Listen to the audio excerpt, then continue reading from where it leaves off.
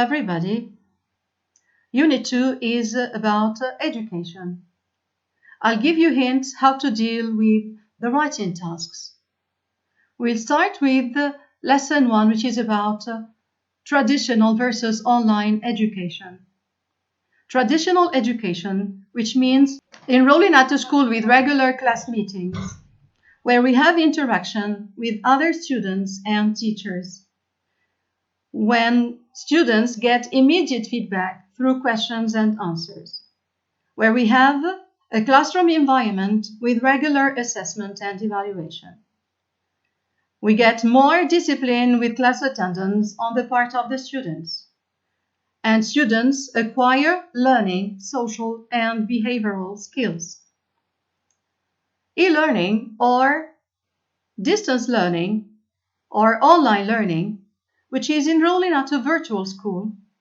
Students can study at their own pace, anytime, anywhere, and of course you need internet connection and a computer or your smartphones. Students can learn and earn, which means they can study and work. E-learning is also efficient for mothers with children, for handicapped people, for people living in remote areas, which means the schools are far away from them, like in Australia. Courses are personalized, adapted to students' levels and needs, and presented with multiple media. E-learning reduces travel time and cost, as you don't need to spend time on means of transport and you don't pay money for your fares. E-learning has an advantage, which is the course is available 24 hours a day, which gives the students flexibility and freedom. You can get on or off the lesson anytime you like. Lesson 6 is about age or ability, or the mixed age classes. This is a method used in some countries to overcome low achievement, where bright students are encouraged to do better and they don't get bored, while low achievers are not left behind. They don't feel frustrated or ignored. And of course, lessons are adapted to corresponding levels. The best advantage for age or ability class is that outstanding students can sit for exams at an early age. Drawbacks of life ability classes. Low achievers may become sensitive, which means they don't accept to be put in class of low achievers, as you know. Students may not work together due to age difference. And when we talk about mixed age classes, we mean students of different ages.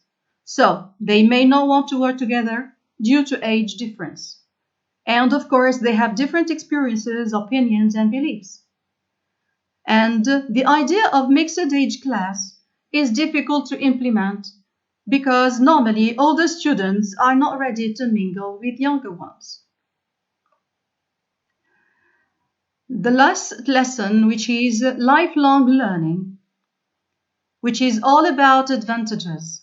Lifelong learning means undertaking any activity, any learning activity undertaken throughout your life. Learning from cradle to grave. Or as we have seen in the book, it's never too late to learn. So you can start learning anytime. It has no age limit.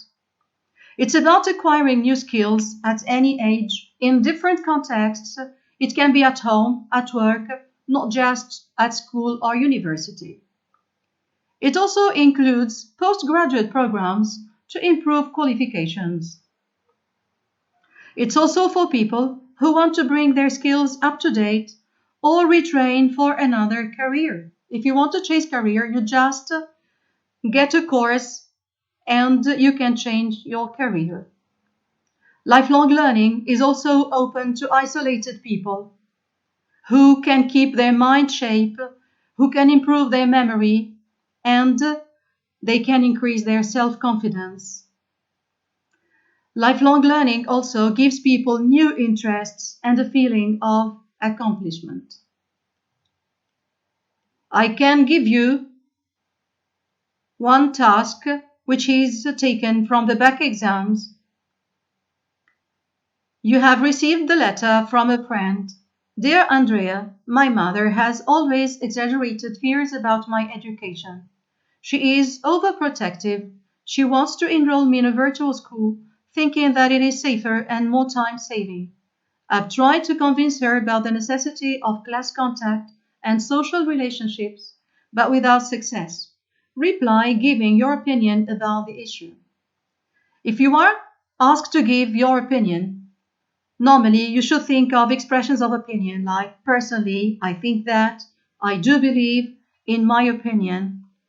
So here your friend is waiting for you to give him tips, either to take the part of his mother, which is you ask him or you tell him to enroll in a virtual school and you just give him the already mentioned details about the advantages of virtual schools, or tell him that you are going to convince your mother to stay at your traditional school with all the advantages of interaction with your friends, with the classroom environment, with the irregular assessment. You don't need to fall behind deadline. You need real people with real classroom environment. Or we have another task taken also from the back exam. Here, Josephine is an advice columnist in a woman's magazine. She has received the following letter. Dear Josephine, now that my children have grown up, I want to go back to university and pursue my studies and graduate. I don't know whether it's too late for me to fulfill my lifelong dream. Please help me, yours, Mrs. Jones. Write Josephine's reply to Mrs. Jones. Do not write more than 12 lines. As you know, in a writing task, we don't exceed 12 lines. And I think that 12 lines are enough to give Mrs. Jones some tips about going back to school, getting a course online or personally, and she can study to fulfill her lifelong dream. As I told you, lifelong learning is all about advantages. You can tell her that I'll wait for your answers normally. I'm not going to give you the answers. When you give advice, think about expressions of advice. I advise you, you'd better, you should, if I were you, I would. And you just present some advantages of lifelong learning. I hope I have been of some help. Waiting for your questions. Thank you.